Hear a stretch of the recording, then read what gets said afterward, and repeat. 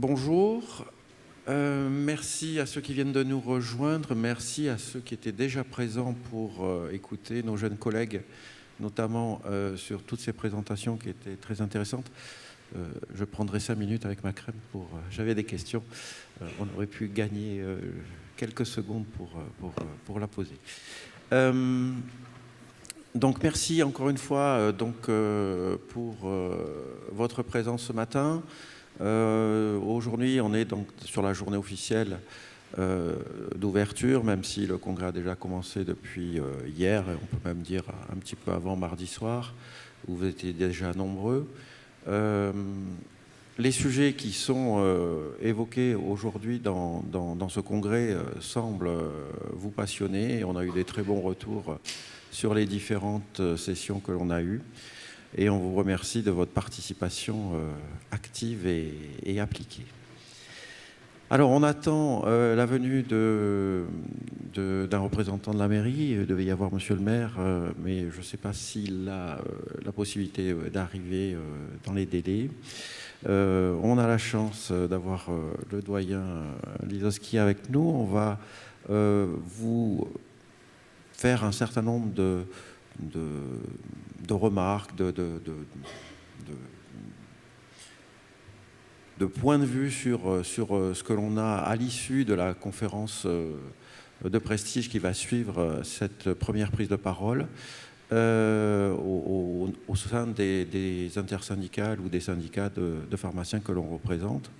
Et je vais tout de suite passer la parole au doyen Lisowski qui nous accueille dans cette magnifique ville de Montpellier. Merci beaucoup. Bonjour à toutes et à tous. Je suis ravi d'être parmi vous ce matin et de vous accueillir pour ces 19e rencontres Convergence Santé Hôpital. Merci pour l'invitation déjà. Je suis le local de l'étape. Bon, il est dommage que monsieur le maire ne soit pas là parce qu'il nous aurait aussi... il vous aurait éclairé sur sa vision de la santé au travers de sa métropole. Il porte un message fort actuellement avec le développement de ce qu'on appelle la MedValley, donc un consortium de recherche, de formation autour de alors pas de la médecine, mais globalement et plus largement autour de la santé. Il veut faire de Montpellier, de sa métropole, une Silicon Valley de la santé. Et donc c'est quelque chose qui est extrêmement déployé aujourd'hui et qui concerne tous les acteurs, que ce soit les établissements de santé, CHU et CH hospitaliers, et les universités. Alors, juste sans être trop long, je suis là pour vous accueillir. Moi, je suis là au titre de ma fonction de doyen de la faculté de pharmacie de Montpellier et aussi un petit peu parce que je suis président de la conférence des doyens de pharmacie en national. Vous savez tous aujourd'hui, on entend tous dans la radio, à la télé, que nos concitoyens ont un certain nombre de préoccupations. Je ne vais pas revenir sur les plus prégnantes, mais parmi les plus prégnantes, il y a l'accès aux soins, qui revient dans les 3 ou 4 préoccupations majeures des Français. L'accès aux soins et leur santé s'est exprimé en permanence. Et dans ce contexte, je pense que ces 3 journées sont l'occasion aussi de mettre en lumière le rôle ou la place importante de la pharmacie hospitalière dans toutes ses dimensions.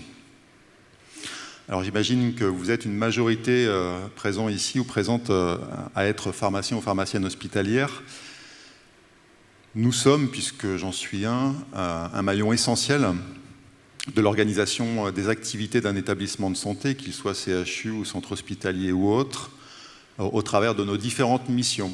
Alors, je ne vais pas toutes les citer parce que je vais en oublier, mais pour ne citer que les achats, approvisionnement, les préparations, tout ce qui est pharmacotechnie, la chimiothérapie, les MTI, j'en oublie déjà, les contrôles, je ne veux pas l'oublier, c'est ce que je fais, et puis également tout ce qui est ensuite, bien sûr, dispensation, traçage, qualité, sans oublier la stérilisation, et je n'oublie pas la pharmacie clinique, puisque c'est quelque chose qui tend à se déployer partout en France, plus ou moins facilement en fonction des territoires, en fonction des décideurs qui sont en face de nous. Et là, je voudrais insister sur le rôle majeur de la pharmacie clinique, aux côtés des autres dimensions de notre métier, dans les CHU en particulier, avec j'essaie d'y contribuer à l'échelle nationale, une volonté de déployer les pharmaciens hospitaliers également dans ces activités cliniques, dans les services cliniques. Je crois que vous aurez 1 ou 2 exemples, notamment durant ces 3 journées, de jeunes pharmaciens hospitaliers qui contribuent au CHU de Montpellier à une amélioration de la prise en charge du patient. Donc l'objectif, quelles que soient nos missions de pharmaciens ou pharmaciennes hospitalières, c'est de contribuer à la prise en charge optimale des patients, bien évidemment, et de façon sécurisée. Les défis sont nombreux, et je crois que vos 3 journées vont les balayer. Ils sont tout d'abord technologiques pour nous aider à mieux travailler, peut-être plus rapidement, mais en gardant nos compétences et un œil sur cette technologie, un œil critique. Et je crois que la conférence plénière qui va suivre va vous parler d'intelligence artificielle et des problèmes, ou en tout cas des questions éthiques qui se posent, parce qu'il y en a un certain nombre, et il est vrai que le sujet amène à beaucoup de discussions, mais pas très structurées, et je pense que l'intervention qui va suivre va permettre de clarifier les choses. Au niveau technologique, mais aussi au niveau démographique, vous le savez tous, nous avons un problème à tous les étages des filières de la pharmacie, y compris donc dans notre métier de pharmacien hospitalier. Et donc les enjeux sont forts en termes de formation d'internes, d'enjeux de formation. Et à ce sujet-là, eh bien, nous allons, et vous allez avoir, je crois, au moins demain, puisque je vais contribuer à une table ronde sur les docteurs juniors avec Mathilde Castaldi, une discussion sur la mise en place de ces nouveaux desks longs mis en place en 2019 qui amènent du positif mais qui amènent aussi des questions, des problématiques, et on va, sans se dérober, essayer demain d'y répondre et de voir dans quelle mesure on peut avancer sur ces sujets-là à l'échelle nationale. Et puis enfin, les défis sont aussi financiers. On n'est pas sans savoir que nous sommes dans un État qui budgétairement cherche à faire des économies, qui en fait déjà, et la question est de savoir comment nous allons pouvoir évoluer dans notre métier au regard de ces évolutions d'économies, de coupes budgétaires qui vont probablement encore avoir lieu dans nos établissements de santé, et donc avec une répercussion forte dans nos activités. Je terminerai en disant que nos établissements de santé manquent de PH, de pharmaciens hospitaliers, au-delà des problématiques démographiques. Pour avoir fait une réunion avec l'ONDPS cette semaine, donc l'organisme qui gère la prospective démographique des professionnels de santé avec l'ordre des pharmaciens. La pharmacie hospitalière et la biologie médicale, pour en parler un petit peu, sont les 2 filières les plus impactées aujourd'hui et pour lesquelles il faut apporter des réponses les plus fortes possibles. Et je pense qu'il faut que tous et toutes, localement, mais également à l'échelle nationale, dès que nous le pouvons, nous puissions faire la promotion de ces métiers et faire en sorte d'essayer de déployer ces postes lorsque nous le pouvons, ou au minimum, bien sûr, remplacer les départs à la retraite, ce qui n'est pas aujourd'hui le cas partout en France, au regard des difficultés que nous rencontrons.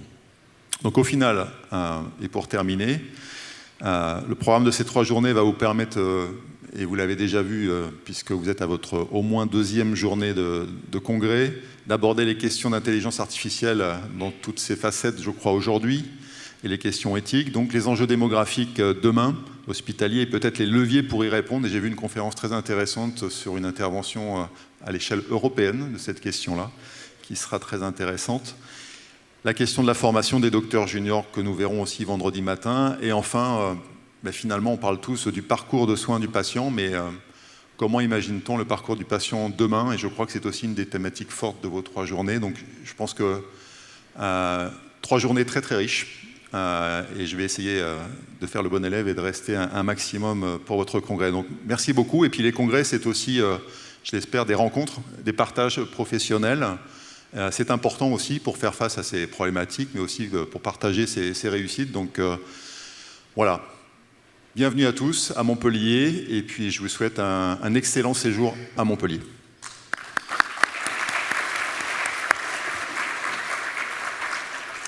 Merci Vincent pour cette entrée en matière. Juste deux petits commentaires. Déjà, merci beaucoup vraiment pour ta participation active à cette manifestation. Et je reviens sur les problèmes démographiques. On a vu, il y a un petit peu moins cette année et l'année précédente, mais on a vu des années très difficiles en termes de recrutement. Est-ce qu'il n'y a pas des questions à se poser sur déjà l'entrée en parcours dans les facs de pharmacie? Est-ce qu'on va avoir un bilan sur ces filières PASS-LAS qui ont pris la suite de la PASSES, qui ont pris la suite de concours plus classiques précédemment, parce qu'on voit quand même que ça pose des soucis après dans nos filières, ça pose des soucis. Les pharmaciens sont formés dans des délais relativement longs, pas aussi longs que les médecins, mais malgré tout, pour ceux qui font des DES, c'est des périodes quand même très longues. On a un vrai besoin d'anticipation, parce qu'en 5 à 10 ans, on peut perdre beaucoup de temps et évidemment des effectifs qui vont manquer, comme tu le disais, dans nos établissements hospitaliers, mais aussi chez nos collègues officinaux notamment. On voit les difficultés de recrutement qui existent déjà. Est-ce qu'il y a des choses... J'ai un droit de réponse ou pas? Mais assez court, mais oui. Mais je suis interpellé en permanence au titre de ma fonction nationale sur ce sujet-là. Je ne peux que souscrire à ces inquiétudes, puisque ce sont plus que des inquiétudes, ce sont des faits maintenant, puisque depuis maintenant 3 ans, nous sous-recrutons à l'entrée de nos études avec ce système. Alors certains me diront, c'est vous qui l'avez fait, ce système-là, donc c'est vous les responsables, pas tout à fait quand même si on y a contribué à un moment donné avec les services de l'État.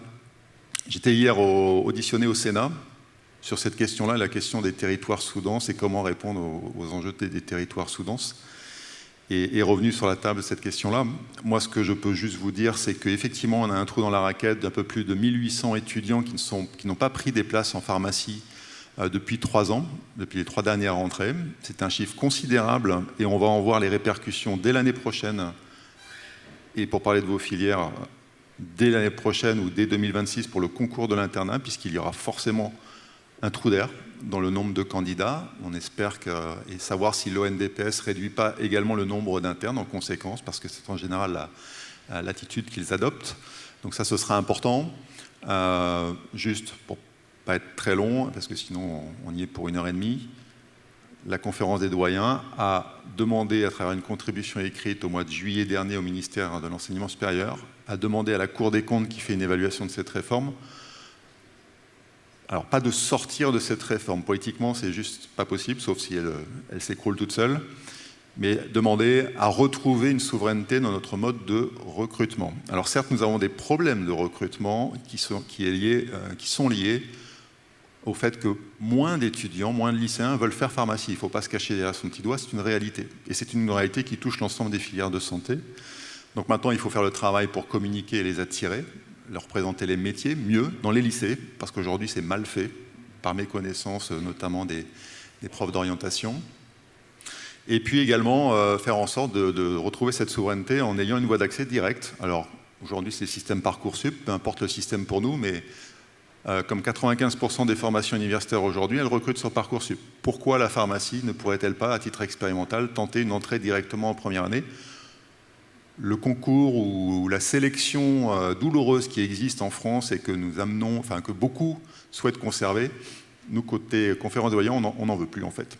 On veut juste des jeunes qui ont envie d'être là, d'être dans les études, parce qu'aujourd'hui on sous-recrute et en plus on recrute une frange d'étudiants qui sont des déçus d'autres filières qu'ils n'ont pas réussi à avoir. Et donc cette hiérarchisation des filières de santé à l'entrée est très néfaste pour notre filière et c'est à ça qu'on veut mettre un terme.